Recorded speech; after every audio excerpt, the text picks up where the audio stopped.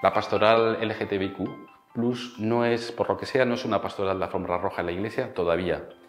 Pero estamos empeñados como misioneros del arco iris en convencer a aquellos que tienen resistencias a que pongan rostro y nombre a esta realidad.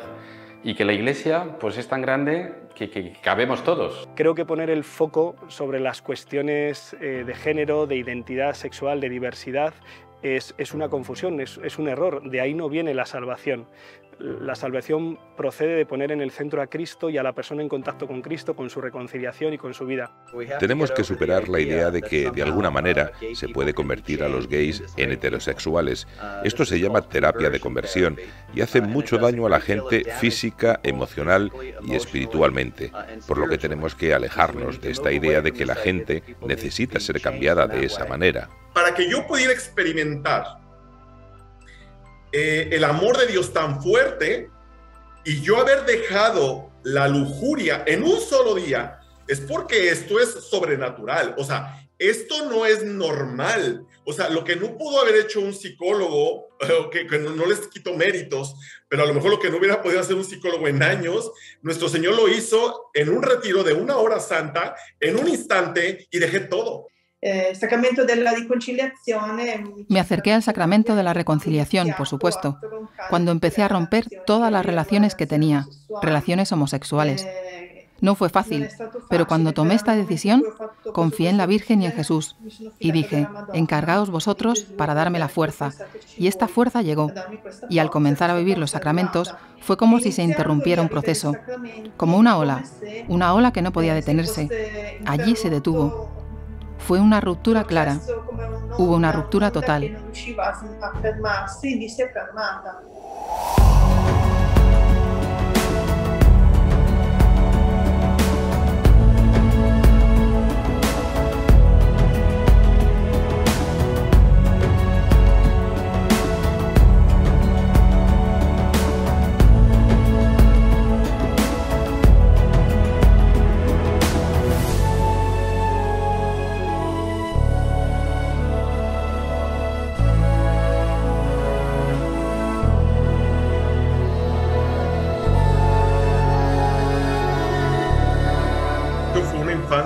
Muy difícil, crecí sin valores, sin principios totalmente, porque bueno, el crecer con miedos y abusos, pues realmente me destrozó completamente. De hecho, miedos por parte de papá, miedos por parte de mamá, de hermanos, y abusos, pues obviamente sufrí golpes, humillaciones, insultos, y en este caso en mi infancia, pues abusos sexuales. A partir de los 21, bueno, realmente las relaciones homosexuales fuertes empecé a partir de los 15 años, pero realmente a partir de los 21 es a lo que se le llama salir de closet. Entonces fue cuando, aunque a los 18 años tuve mi primera pareja homosexual, a los 21 oficialmente salí de closet, fue cuando empecé a vivir en el mundo gay completamente. O sea, iba a las marchas gays, playas gays, iba a los hoteles que eran exclusivamente para homosexuales. Entonces, sucesivamente fue incrementando mis adicciones en el sexo, en la droga. Yo quería ser un drag queen y yo empecé a frecuentar muchísimo los lugares donde habían antros, donde habían strippers, y pues bueno, ellos por ejemplo eran sexo en vivo, iba a los cuartos oscuros, a los cines pornográficos, a los baños de vapor sauna, donde también se tenían relaciones sexuales. Entonces todo eso llegó un momento que también no me llenaba y quería más, porque no puedes parar, o sea, quieres más de eso. Había habido señales en mis amistades durante mi adolescencia en las que tuve una gran dependencia hacia otras mujeres, pero después, solo alrededor de los 30 años, eso se convirtió también en atracción sexual. En el momento en el que comencé a salir con grupos homosexuales y encontré personas con historias similares a la mía.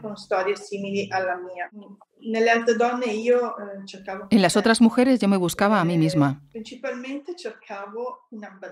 Principalmente buscaba también un abrazo, un sentido de protección. Eran todas esas cosas que me habían faltado en mi infancia y que se quedaron allí. Y luego, gradualmente, las he buscado en el abrazo de otra mujer, en el sentirme protegida, que otra mujer me protegiera. David vivió abiertamente su tendencia homosexual hasta los 34 años. Mantuvo relaciones sexuales con más de 700 hombres hasta 2014, que cambió su vida de forma radical por un retiro espiritual donde experimentó un encuentro con Jesús. Que a las 8 de la noche, después de que ya me sensibilizaron los predicadores, pasa el Santísimo. El padre tenía la custodia agarrada y yo no sabía qué era. Entonces yo veía una bolita blanca y la gente se hincaba y yo decía, ¿por qué la gente se hinca? ¿Qué es eso? ¿Qué es esa bolita blanca? Entonces yo me hinco porque pues yo dije de ser una dinámica, entonces pues yo también me hinqué pensando que era una dinámica, pero cuando exactamente pasa el Señor, nuestro Señor Jesús exactamente al lado de mí, en ese momento sentí algo interior, una fuerza grande, una fuerza fuerte, y en ese momento empiezo a llorar, porque empiezo a sentir por primera vez en mi vida, que alguien me amaba.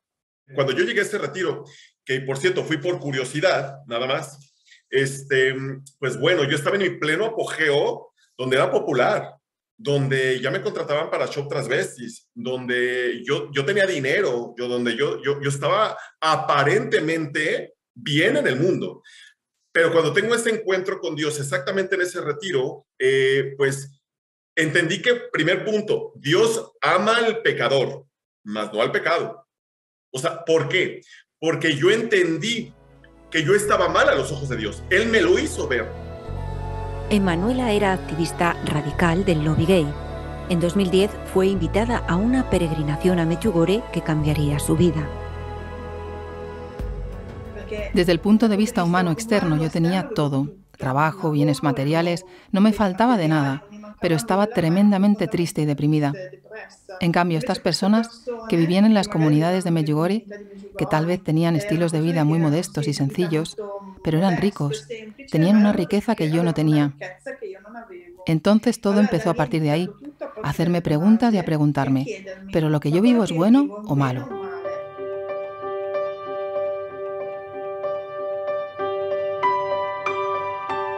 Crismum es una asociación ecuménica de cristianos LGTBQ que apuestan por integrar este colectivo dentro de la Iglesia y obtener más visibilidad. Bueno, bienvenidos. Estáis en Crismón. Es una comunidad cristiana ecuménica de Madrid, LGTBI+H. Aquí tenéis uno de nuestros anagramas que representa al arco iris sustentado por la Trinidad, y podéis ver que hay muchos nombres. Esos nombres son los de las personas que son miembros comprometidos y comprometidas. Pues aquí estamos al lado de un cartel que tiene el lema que llevamos en el Orgullo Internacional en 2017 y que creó un gran impacto. Ames a quien ames, Dios te ama. Y es que esa es la realidad que nosotros vivimos. Nosotros somos personas LGTBI y hetero también, que nos sentimos profundamente amados, amadas y amades por Dios. Pues me di cuenta que era homosexual prácticamente desde pequeño, ¿no? Sobre todo en la época de la adolescencia, pues yo me percataba, era consciente de que mi mirada pues, se enfocaba en los chicos y no en las chicas. Ese fue el momento, digamos, de esta revelación, de este regalo que Dios me ha dado. La Iglesia es grande, la Iglesia es plural, la Iglesia también es arcoíris, y de hecho el apostolado en la Iglesia Católica no es de ayer. Lo que pasa es que esto se conoce poco o no se conoce, y si se conoce mal. Incluso ya en la década de los 60, meses antes de la revuelta de Stonewall, un sacerdote agustino fundó la Asociación de Arcoíris, Dignity USA, en Estados Unidos. De ahí les han seguido otra serie de apóstoles arcoíris o misioneros del arcoíris, ¿no? La misión arcoíris en los últimos años se ha ido extendiendo cada vez más dentro de la Iglesia, incluso a través de algunos sacerdotes y religiosas con cerca de 1 millón de seguidores en las redes sociales. El ser, es decir, la condición humana, o en este caso la condición sexual, la condición homosexual, no es materia de pecado. Es decir, nadie debería de ir al confesionario o a charlar con el sacerdote o a celebrar el sacramento del perdón y confesarse por ser homosexual, ¿de acuerdo? El ser, la condición, no puede ser materia de pecado porque es algo que hemos recibido del Creador, de Dios, que nos ama con locura, ¿de acuerdo? Entonces, no es pecado ser homosexual. Chao. Varias veces he hablado ya de este tema. Mi opinión personal y desde los estudios que yo he realizado, y no solo yo, mucha gente más de la Iglesia, es que Dios te ama siempre, seas como seas. Y siempre hay, por tanto, una oportunidad de salvación. No creo que Dios nos juzgue por nuestra orientación sexual, sino por nuestros actos de bien o de mal hacia las personas con las que convivimos. Chao. Lo he contestado hace poco en un vídeo y he dicho que sí, se puede ser cristiano y homosexual, por supuesto, ¿por qué no? Tú no has elegido tu sexualidad, has nacido con ella. Chao. Se nace homosexual o se nace con una tendencia transexual. Hay una explicación genética heredada que nos determina hacia una orientación u otra. Esto se ha estudiado bastante y hoy en día tenemos que resumir que nadie ha podido demostrar que exista un componente genético que determine hacia la orientación homosexual o que determine hacia la orientación transexual. Esto no es así. Un homosexual, si toda la población fuera homosexual, la especie se extingue. La garantía de la permanencia de una especie es precisamente el carácter heterosexual.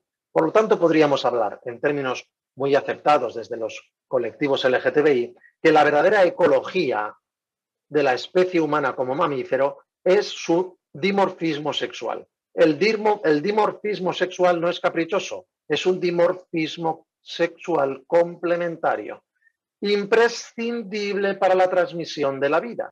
Totalmente creía que yo había nacido gay. De hecho, un dato muy curioso es que yo le decía a Dios, porque tenía mi Dios a mi medida, por supuesto, no lo vivía, era mi Dios a mi medida, y yo curiosamente le decía que me mandara una buena pareja homosexual, ¿no? Con el cual pudiera yo envejecer y amar. Y ahí es donde te das cuenta que ni vivía mi fe y yo pensaba que yo había nacido, porque yo creía que sí. En aquella época pensé que era así, que siempre había sido así, que había nacido así. Eso es lo que pensaba en aquellos momentos. Pero después de mi conversión, con el crecimiento espiritual interior, he comprendido que en realidad la verdad era otra.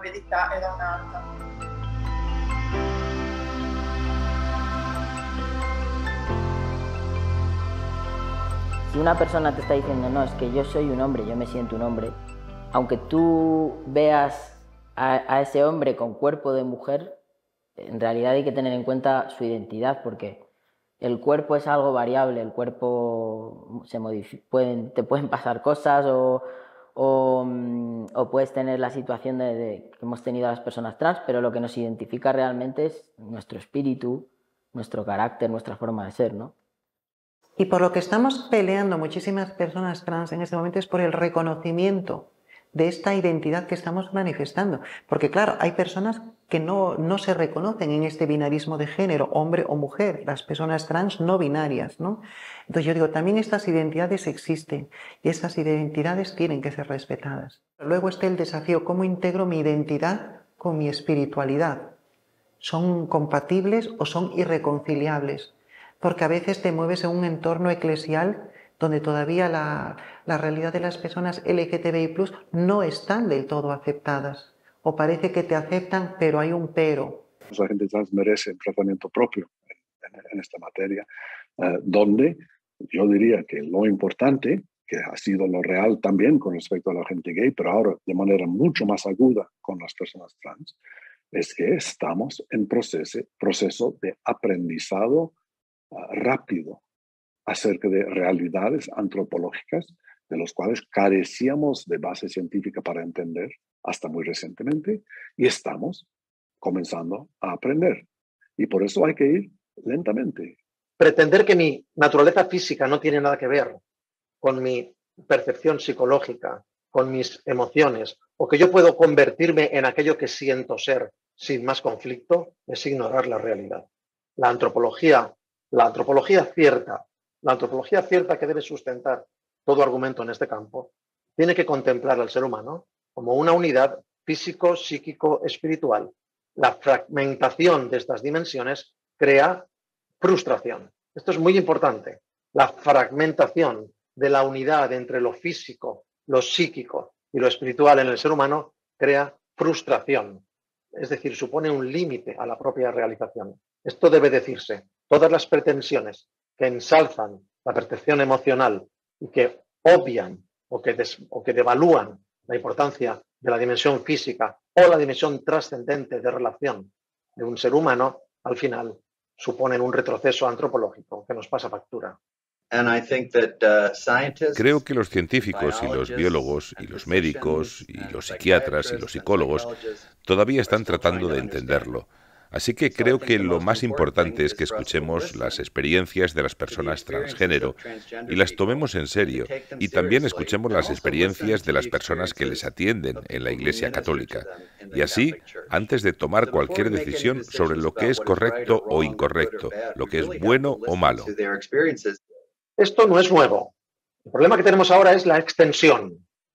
Es la extensión, es decir, es la multiplicación de casos. Que me digan ahora que los médicos, que los psicólogos, que los psiquiatras están tratando de entender esto, no es exacto esto. No es exacto. Lo que quizá habría que tratar de entender es por qué se multiplican por 1000 el número de casos. ¿Por qué se está multiplicando por 1000? Algunos dicen, desde las filas de los LGTB, y dicen, no, es que estos existían ya, pero estaban escondidos y ahora salen a la luz. No es cierto, esto no es cierto. Sabemos que hay un componente mimético muy importante, es decir, hay una gran presión social y la transición de género es ofertada hoy ampliamente como la vía para la solución de problemas de fondo que no tienen nada que ver con la transición de género. La intención, estoy convencido de que es buena, quieren ayudar a estas personas, pero se están confundiendo al asumir los presupuestos de la ideología de género y entonces dicen, tú te sientes L, pues te trato como L, te sientes G, te trato como G, T, B, Q, más.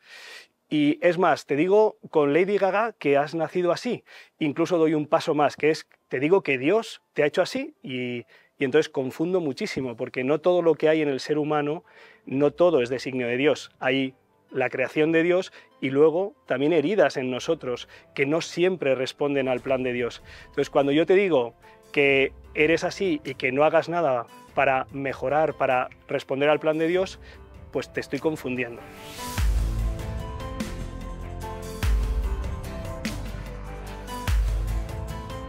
El sacerdote jesuita James Martin, nombrado en 2017 consultor del Dicasterio para la Comunicación del Vaticano, puso en marcha en mayo de 2022 una web de acogida para la comunidad LGTB llamada Outreach. Claro, Outreach, donde nos alegra decir que tenemos muchos artículos en español y en muchos otros idiomas, tiene 3 propósitos. Primero, estamos publicando ensayos sobre la experiencia católica LGBTQ. Segundo, tenemos una biblioteca de recursos que tienen libros y vídeos, así como organizaciones y enlaces a diferentes lugares para ayudar a la persona LGBTQ a entender su lugar en la Iglesia. El acompañar a las personas con atracción por el mismo sexo no implica necesariamente el aprobar, aplaudir o fomentar. Acompañarla significa intentar hacer que esa gente también se vaya al cielo. El gran problema del día de hoy es que en algunos sectores de la Iglesia, o incluso en algunos sectores de nuestra propia sociedad, aún laicista, creen que por acompañar a alguien hay que aceptar lo que esa persona está haciendo. Algo análogo a que si uno tuviese que acompañar o amar a las personas que poseen una adicción, por ejemplo, por las drogas o por el alcohol, y entonces implicaría que uno le estuviese diciendo, bueno, adelante, ¿por qué no? Hay que drogarse, sí, adelante. Cada uno es libre de hacer lo que quiera, uno puede alcoholizarse, no pasa nada.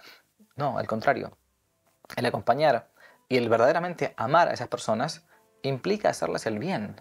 Y el bien más grande que se le puede hacer es explicarles que eso no lo va a llevar a la felicidad y que a su vez ni siquiera lo va a llevar ni a la felicidad en esta tierra, ni siquiera a la felicidad en la otra vida. Desde Outreach se desarrollan foros y eventos enmarcados dentro de las celebraciones del orgullo gay, en los que participan miembros de la Iglesia conocidos por su apostolado LGTB. Creo que es importante que las iglesias celebren el mes del orgullo, sobre todo porque muchas personas LGBTQ se han sentido rechazadas por la iglesia. Se sienten rechazadas por la iglesia y luego se sienten rechazadas por Dios. Además, tenemos que recordar el gran número de acciones violentas contra las personas LGBTQ. Hace unos meses yo entrevisté a un joven y me dijo que el orgullo gay era como una especie de mercado de carne, donde él había llegado a acostarse con 8 chicos en la misma noche. Un mercado de carne así es un ámbito donde a mí me va a ayudar a cumplir mi fin, mi santidad, mi felicidad y mi dicha. Yo creo que no. Lugares donde se promueve el exhibicionismo, el desenfreno, la superficialidad, la mofa a lo religioso, ¿es un lugar donde me va a ayudar, me va a hacer crecer? Pues yo creo que no. Por lo tanto, creo que tal como se vive y como se promueve en las celebraciones del orgullo, es un lugar absolutamente desaconsejable, no solo para cualquier católico, sino para cualquier persona que quiera crecer humanamente de verdad. Yo creo que donde hay una comunidad viva de cristianos, sobre todo si hay presencia de cristianos jóvenes, algunos sí van a querer participar en celebraciones del orgullo. Me parece muy correcto. El orgullo por sí mismo, si uno lo toma de modo así en abstracto, es un pecado, ¿no? Ahora uno puede decir, no, yo estoy orgulloso de mis hijos, estoy orgulloso de mi patria, estoy orgulloso de mi propia fe, de mi propio Dios. Y es verdad que uno puede tomar en buen sentido esta palabra. Ahora, uno está orgulloso de aquello que es bueno, de aquello que hace el bien a las personas. Celebrar, más aún para un católico, el Día del Orgullo Gay, es prácticamente celebrar algo que es antinatural o algo que de hecho está condenado por la misma Sagrada Escritura, por la Biblia. La sodomía es un pecado. Uno puede tener incluso una gran compasión y misericordia para aquella persona que tiene atracción por el mismo sexo, pero nunca puede ayudar o cooperar para que esa persona continúe en todo esto. Y eso es lo que haría un católico si celebrase el Día del Orgullo Homosexual. A inicios del año 2020, hice un video para las redes sociales que estaba dirigido específicamente para mis hermanos homosexuales. La acogida fue muy amplia.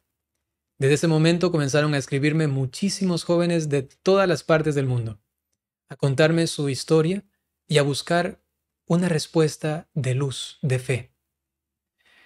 La experiencia fue muy grata. Ellos no se sienten identificados con grupos, movimientos, postulados, ideologías, con banderitas o meses de orgullos. Absolutamente no. Están buscando una respuesta veraz, frontal, evangélica. Y lo que de allí se ha seguido, realmente para mí ha sido una felicidad. Porque mirar a jóvenes que han buscado en la iglesia una respuesta, se han sentido atendidos y luego acompañados para construir una vida llena de virtudes, cargando la cruz de cada día, dirigiéndose a la santidad.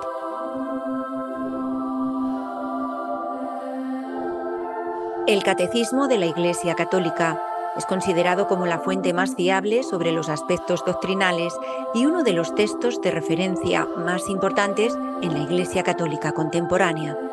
La doctrina católica sobre la homosexualidad se aborda en los números del 2357 al 2359. El Catecismo dice: la sucesión, la tradición viva de la Iglesia, apoyándose en la Sagrada Escritura, dice que los actos homosexuales son intrínsecamente desordenados. ¿Qué significa intrínseca? Intrínsecamente desordenado significa que con independencia de las intenciones y de las circunstancias, pues eso siempre es malo.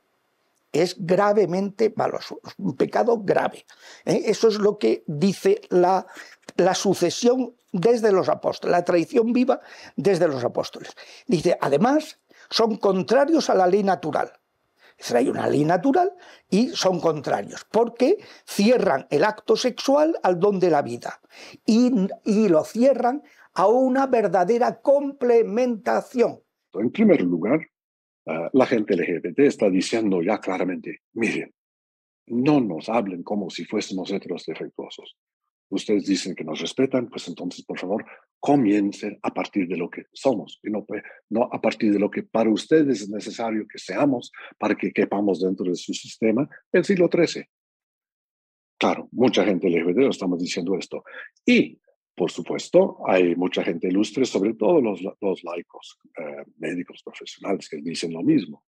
La enseñanza tiene que ser cambiada porque es falsa. La ciencia moderna no tolera esta falsedad.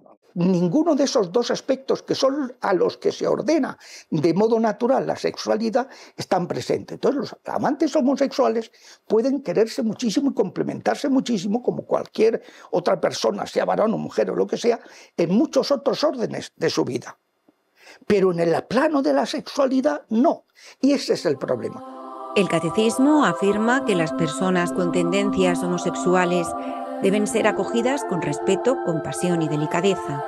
Se evitará respecto a ellos todo signo de discriminación injusta. Tú vas a cualquier iglesia y es muy raro oír un discurso de apoyo a la discriminación que sufren las personas del colectivo. No hay inclusión. Hay a lo mejor como una tolerancia escondida, como bueno, me hago el long y miro para otro lado, ¿no? Pero eso no es amor, eso no es misericordia, eso no es amar al prójimo, tenderle la mano, eso no es así. Yo creo que la mejor forma de amar a una persona no es una terapia afirmativa, ¿no? que suena ahora, ¿no? Y decir, sí, lo que tú digas y lo que tú pienses, así es. Sino vamos a buscar juntos la verdad profunda de tu ser, aunque nos cueste, vamos a identificar de dónde pueden proceder algunas dificultades, algunas heridas y curarlas. Y entonces serás libre y serás dichoso. Lo demás me parece que es una postura bastante cómoda y bastante fácil a favor de la corriente. El catecismo dice que las personas homosexuales están llamadas a la castidad. A mí la castidad me parece que es un don en la Iglesia, que la Iglesia debe de cuidar, pero es algo que no se debe de imponer. Yo creo que, bueno, la sexualidad, sobre todo, la sexualidad es un regalo de Dios. Muchas veces se antepone la castidad como lo verdaderamente verdadero y querido por Dios frente al disfrute y el goce sexual. Entrar en esas dicotomías yo creo que es peligroso y sobre todo porque está devaluando ese impulso instintivo que es la sexualidad y no nos podemos olvidar que todos, todas y todes somos fruto del deseo. En base a la castidad, unido a los sacramentos, he entendido que la voluntad de Dios en mi vida es vivir en castidad.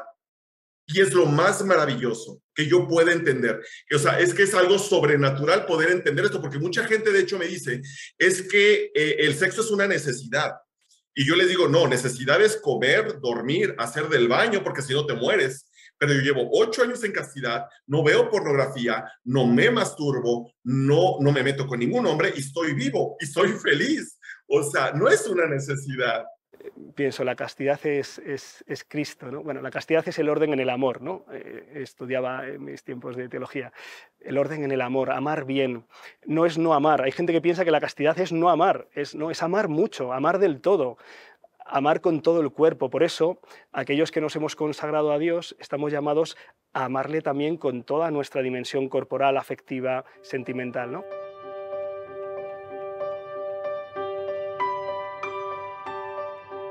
Estamos ante una sociedad, en España lo saben más que acá en América Latina, ante una sociedad en la cual lo que diga la Iglesia, por ejemplo, no es una cosa que le importe a nadie, en general, o a casi nadie, ¿no? Entonces, evidentemente estamos en un contexto muy diferente. Si yo no puedo pretender que lo que a mí me dice un texto sea también aplicable a personas que no tienen ni siquiera la misma fe, por ejemplo. Eso sería una cosa absurda, ¿no? Y eso, lamentablemente, muchas veces se ha aplicado es decir, una iglesia que ha pretendido normar la sociedad en base a los textos bíblicos, por ejemplo, y a los textos bíblicos leídos literalmente. Yo lo que me pregunto es cómo entendemos esa palabra, cómo entendemos la palabra de Dios. Si la entendemos como algo que necesariamente está anticuado y por lo tanto hay que expresarlo en categorías nuevas, o lo entendemos como una luz que está destinada a iluminar todos los tiempos, ¿no? Como una luz que evidentemente no dice todo, Es imposible que escritos de hace 2000 años o 2500 años aborden temáticas o problemáticas de hoy. Es imposible, es absurdo pretenderlo, ¿no? Pero lo que sí que pueden hacer es iluminar la realidad actual, ¿no? Y hay que ir a la revelación fundamental de la Sagrada Escritura acerca del hombre y de la mujer, ¿no? Por eso el texto fundamental del que uno no se puede despegar jamás es Génesis 1:27. Dios creó al hombre a su imagen de Dios lo creó, macho y hembra los creó. Y eso evidentemente es un texto que no es un texto aislado, es un texto en el cual se expresa, se explicita algo que está permeando toda la Sagrada Escritura, ¿no? Y entonces es esa antropología la que luego está saliendo a la superficie en un contexto o en otro, en un género literario o en otro, y en un momento o en otro. Pero es eso el punto de referencia básico para nosotros, ¿no?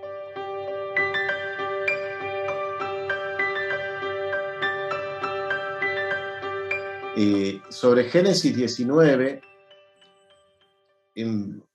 a veces se dice que es un significado tradicional referido a la homosexualidad, pero la verdad es que en el texto queda claro que el pecado de los sodomitas es un crimen contra la hospitalidad, lo que hoy diríamos un crimen de xenofobia. Antes se nos ha dicho que Dios ha visto el pecado de Sodoma y lo ha aborrecido, ¿no? Y a veces se dice, ¿no? Y últimamente se dice, y creo que con buen motivo, ¿no?, que el pecado de Sodoma es un pecado de falta de hospitalidad, ¿no? Ciertamente llegan dos extranjeros y se les quiere violentar, y Lot lo intenta evitar, ¿no? Ciertamente la hospitalidad en el mundo antiguo era algo que hoy no nos hacemos ni idea, ¿no? Hay que ir quizá a unas culturas más alejadas de Occidente para comprender la importancia de la hospitalidad, ¿no? Por lo tanto, el faltar a la hospitalidad es como una verdadera traición, ¿no? Es un pecado gravísimo, ¿no? Pero precisamente este hecho lo que hace es, por así decirlo, poner de relieve la maldad del pecado de Sodoma, ¿no? Es decir, ese deseo de abusar sexualmente de los hombres les lleva a faltar a lo más sagrado, que es la hospitalidad, ¿no? Y es un deseo, pues, que aparece muy claramente expresado en el texto bíblico y en la tradición posterior, ¿no? La lectura que se hace de este texto, después, mucho tiempo después, relacionándolo con la homosexualidad de los sodomitas, habría empezado recién con Filón de Alejandría. Filón de Alejandría rechaza las prácticas de los griegos, de la pederastia como unión sexual de un varón adulto con un varón adolescente, y lo relaciona con los sodomitas, pero dentro de lo que es la tradición bíblica no está visto desde ese lugar, sino desde un pecado contra la hospitalidad. Pero nos ha dado elementos más que suficientes para entender cómo ese pecado que aborrece Dios es un pecado que tiene que ver con el desorden sexual, ¿no? Y que es tan fuerte y tan torcido, ¿no?, que les lleva a faltar a lo más sagrado, que es el deber de hospitalidad, ¿no?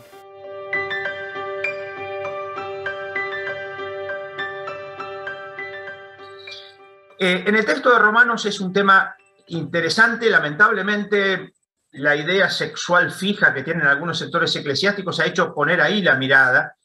Si se ve bien claro, porque uno de los pecados es sacar los textos de su contexto, Pablo está hablando de aquellos que han hecho es decir, frente a Dios no lo han reconocido como Dios, sino que han adorado cosas. Por ejemplo, se está refiriendo a la idolatría. Pablo está bastante influido en esto del libro de la sabiduría, capítulo 13. Es decir, por ejemplo, para decirlo con lenguaje más conocido, que han adorado a los chacales, al ibis, al gato, como dioses, por ejemplo, como era habitual en algunos ambientes egipcios, en lugar de reconocer en la belleza de la creación al Creador. Ciertamente la visión de Romanos 1 es que es impresionante, ¿no? Como de la idolatría, pues brotan los comportamientos homosexuales. Creo que cualquier tipo de dulcificación o de suavización o de esos versículos están condenados al fracaso porque son tremendamente claros, ¿no? Y no hay que olvidar que San Pablo no escribía, perdóneme, para nosotros, para mí, para un exégeta del siglo XXI. Pablo escribía para gente de su tiempo que entendía las cosas, ¿no? Y que entendía las cosas conforme al tenor de las palabras y de las expresiones, ¿no? Y además en un contexto en el cual eran comportamientos que estaban a la orden del día, por lo tanto, eran cosas conocidas, ¿no? San Pablo lo que busca es mostrar cómo hay caminos que no son caminos de vida. Y que, por lo tanto, por desgracia, pues generan infecundidad. Va a hablar de mujeres y varones que parece que se estuviera refiriendo a las relaciones homosexuales. Ahora, si miramos el texto, lo primero que va a decir es sobre las mujeres que han invertido. La inversión no necesariamente tiene que ver con una relación lesbiana en este caso, porque no habla de mujer con mujer, cosa que sí dice del varón. Habla de que invirtieron las relaciones. Por ejemplo, en el mundo antiguo estaba muy mal mirado que en una relación sexual la mujer ocupara la posición de arriba y no la de abajo, como debe ocurrir porque el varón es superior. A veces hay que decidir si acepto la palabra de Dios como luz decisiva o si acepto la mentalidad, digamos, actual, moderna, como luz decisiva. Si la luz decisiva es la palabra de Dios, entonces eso modela mi comprensión de la realidad, ¿no?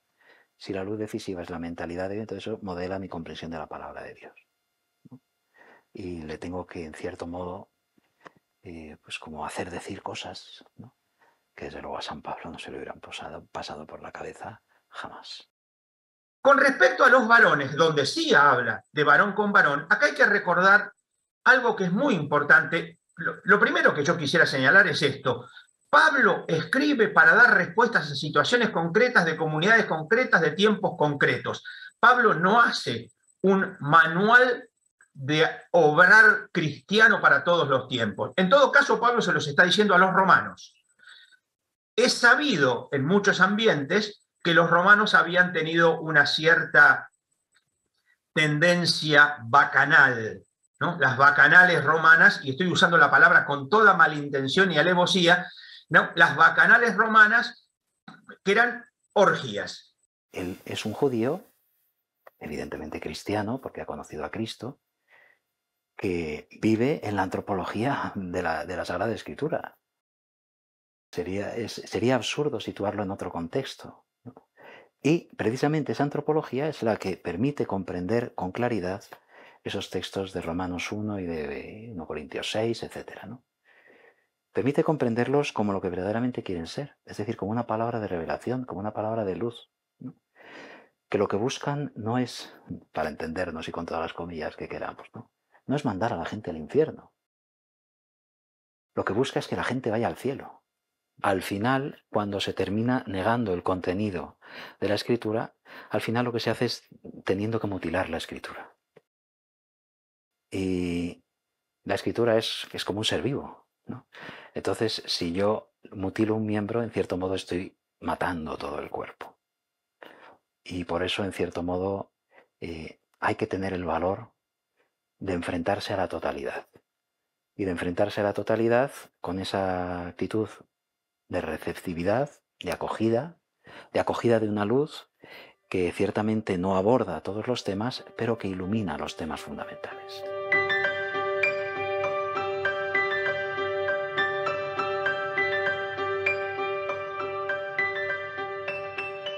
Si uno se fija en la evolución que han tenido muchos temas en la visión de la Iglesia, es muy probable que todo esto vaya modificándose, es decir, la lectura hermenéutica que se haga de estos textos probablemente va a ir cambiando cuando la en la medida en que la cultura va cambiando. Aquí hay un evangelio que es una palabra de luz, que es una palabra que ha demostrado su fecundidad a lo largo de la historia, que ha demostrado su poder para transformar las vidas, los corazones, las sociedades. Y es una palabra que algunos quieren que es una palabra del pasado, pero es la palabra del futuro, porque es la única palabra capaz de generar un futuro.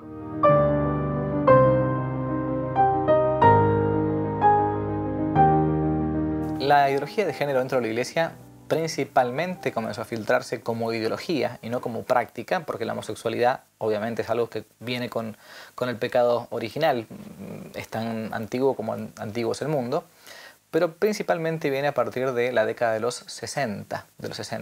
La revolución, esta revolución del Mayo francés, la revolución de esos años turbulentos, incluso del posconcilio, comenzó a hacer que poco a poco en la Iglesia, hablando de inclusión, de diversidad o lo que fuere, o de acomodarse a los tiempos modernos, algunos creyesen entonces que había que también acomodar el Evangelio, acomodar la tradición de la Iglesia, el magisterio, a las costumbres incluso de estos tiempos.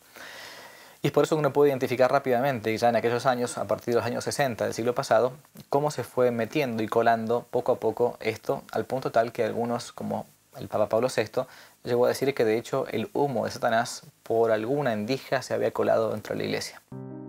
Desde la Santa Sede, la Congregación para la Doctrina de la Fe, a lo largo de los años, ha emitido sucesivos documentos oficiales en la misma línea. Con el Papa Pablo VI, en 1975, publicó un documento sobre ética sexual, donde los actos homosexuales se describen como intrínsecamente desordenados que no se pueden aprobar. En 1986, un nuevo informe oficial vuelve a condenar los actos homosexuales y ofrece las líneas de atención pastoral a las personas con tendencias homosexuales. Con el Papa Juan Pablo II, en 2003, se emite un nuevo documento en el que se expresa la oposición de la Iglesia ante el reconocimiento legal de las uniones homosexuales. Y con el Papa Benedicto XVI, en 2005, la Congregación para la Educación Católica publica un nuevo documento prohibiendo la admisión en el seminario y las órdenes sagradas a los hombres con tendencias homosexuales arraigadas. Fue un documento de 2005 que dijo que los seminaristas de orientación homosexual no podían ser ordenados. Ahora fue una declaración absurda en la época. Si un sacerdote gay puede celebrar la misa en buenas condiciones, por supuesto, y si tiene pareja, también, por supuesto. Siempre estamos imaginando que le está buscando hacer una cosa bien en su relacionamiento, pues claro. No. La idea de que todo esto es el cristianismo es un código de leyes que es una especie de montaña rusa de obediencia, desobediencia, obediencia, desobediencia. Esto produce un tipo de escindamiento de la persona, un escindir terrible del alma.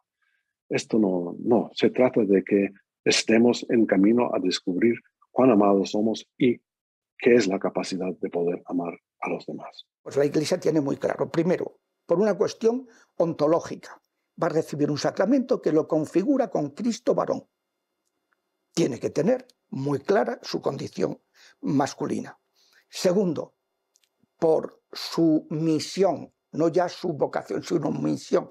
Esa misión a ser padre, a darse, a tal, pues necesita una estabilidad afectiva. Y dice, y sería gravemente deshonesto que el candidato ocultara la propia homosexualidad para acceder, a pesar de todo, a la ordenación. Una disposición tan falta de rectitud no se corresponde al espíritu de verdad, de lealtad, de disponibilidad que debe caracterizar la personalidad de quien cree que ha sido llamado a servir a Cristo y a su Iglesia. ¿Por qué es la razón de la castidad en el sacerdote? No solamente por el ejemplo del verbo hecho hombre, del verbo encarnado, sino también porque es el modo normal y a su vez más sencillo y más fácil de poder dedicarse por entero a Dios, de no tener el corazón dividido entre su mujer, con sus hijos, su familia, cosas todas muy buenas. Por eso un sacerdote, aún teniendo esa inclinación natural por la búsqueda de una familia, de una mujer, los hijos, renuncia a eso por medio de una promesa o de un voto de castidad renuncia a algo bueno para entregarse por completo a Dios y a las almas. En 2019, con el Papa Francisco, la Congregación para la Educación Católica publicó Varón y Mujer los creó, un documento que se pronuncia en contra de la ideología de género en las escuelas. En algunos ambientes eclesiales se siguen difundiendo proyectos y propuestas de bendiciones para la unión de personas del mismo sexo. En febrero de 2021, de nuevo la Congregación para la Doctrina de la Fe desde la Santa Sede emite un nuevo documento con respuesta negativa. El Camino Sinodal de Alemania solicita, entre otros asuntos, la bendición a parejas homosexuales. En 2021, casi 360.000 fieles abandonaron la Iglesia Católica, una cifra récord desde que comenzó este camino sinodal. En septiembre de 2022, los obispos flamencos de Bélgica hacen público un documento que propone una normalización total de las relaciones homosexuales activas en el seno de la Iglesia, algo que desafía al magisterio de la Iglesia Católica y se salta la resolución oficial de la Congregación para la Doctrina de la Fe. Bueno, en primer lugar, no estoy cuestionando ninguna enseñanza de la Iglesia sobre el matrimonio entre personas del mismo sexo, pero creo que estas parejas tienen derecho a esperar el apoyo de la Iglesia. Estas parejas se demuestran amor mutuo. Yo mismo he acompañado a muchas parejas LGBTQ, parejas del mismo sexo, que se cuidan mutuamente, que se cuidan en la enfermedad y en la muerte. Y así, como han dicho muchos cardenales y obispos, este es un tipo de amor. Hay gente que dice, bueno, no se puede decir que se pueda bendecir ese amor, porque en la Biblia se dice lo contrario, pero se puede honrar ese amor. Digo, no, ese amor tampoco se puede honrar. Tú puedes honrar todo lo bueno que haya en la amistad de dos personas que además tienen una relación homosexual. Todo lo bueno que tengan, eso sí se puede honrar. Y se puede bendecir. Lo que no puedes bendecir es su relación homosexual, porque esa relación es intrínsecamente, dice la Biblia, y la sucesión apostólica, la tradición apostólica, dice que es intrínsecamente desordenada y se opone a la natural ordenación de la sexualidad humana, a la complementación, a la comunión interpersonal y a la procreación. El Papa Francisco ha dado muchos pequeños pasos. Es el primer papa que utiliza la palabra gay. Tiene amigos gays. Ha nombrado a personas homosexuales en las comisiones del Vaticano. Al menos a una persona. Ha hablado de que los padres acepten a los niños LGBTQ. Ha tendido la mano y ha escrito cartas a las personas que ejercen el ministerio BTQ, incluido yo mismo, y como dices, ha nombrado a muchos cardenales, arzobispos y obispos que son más acogedores para la comunidad LGBTQ. ¿Qué hacer en tiempos turbulentos? Anclarnos en lo que no pasa. Anclarnos en lo que se creyó siempre. Anclarnos en aquel Jesucristo que es el mismo ayer, hoy y para siempre. Saber que lo que creyeron nuestros abuelos es lo mismo que se creía antiguamente y lo mismo que hay que seguir creyendo ahora. No dejarnos zarandear por los vientos del modernismo. Yo creo que es la hora de la fidelidad, de conocer, gracias al magisterio de la Iglesia, el precioso legado que nos ha dejado San Juan Pablo II con la teología del cuerpo, descubrir la belleza y la maravilla de la vocación humana, del amor humano, y permanecer, aunque el mundo ahora mismo lo que haga es promover una antropología, una forma de entender a la persona absolutamente contraria a la revelación, incluso a veces desde posiciones incluso de la Iglesia.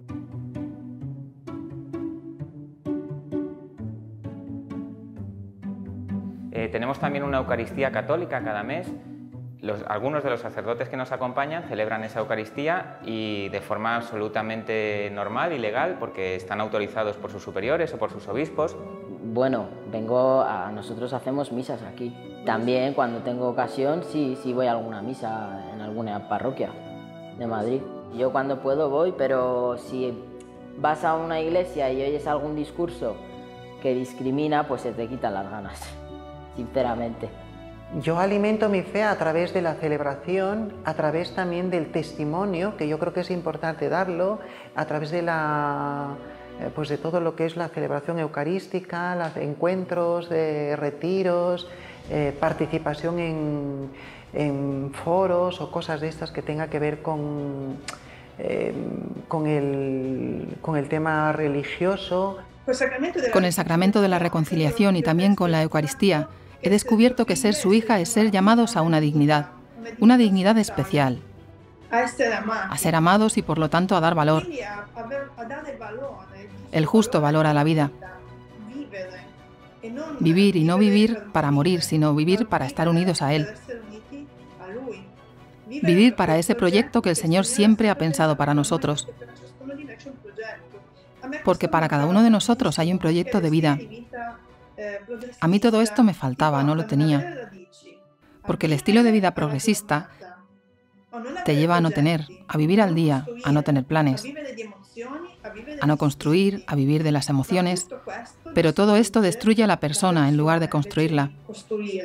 Lo que hizo Dios fue que Él me fue transformando completamente todos los días a través de la Eucaristía y a través del rosario, todos los días que hacía el rosario y todos los días que iba a misa y comulgaba y empecé a hacer ayunos, empiezo a leer la Biblia. Cuando un proyecto de Dios empieza, no lo detiene nadie, porque humanamente hablando, muchos me daban por perdida. Ya mi vida era aquella y en cambio no. De hecho, a los ojos de muchos soy un milagro, precisamente por el cambio que se produjo. Y quienes me conocían de antes no consiguen entender lo que ha pasado, porque ha sido muy rápido. 2010-2011, primer viaje a Medjugorje y mi matrimonio en el 2013. Aquí es donde yo te puedo responder que la voluntad de Dios es que seamos santos. Y para yo llegar a la santidad plena, completa y absoluta a la que Él quiere, yo no me debo de conformar en decir, soy homosexual y me siento feliz siendo así.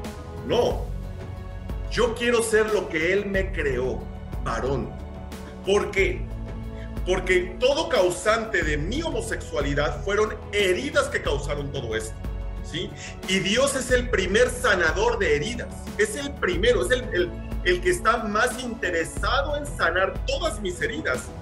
Sí, cuando mucha gente me ha dicho, oye, pero tú puedes llegar a la heterosexualidad, yo siempre les digo, a ver, el decir que Él no puede sanar una herida mía que me causó una tendencia homosexual es dudar de su poder.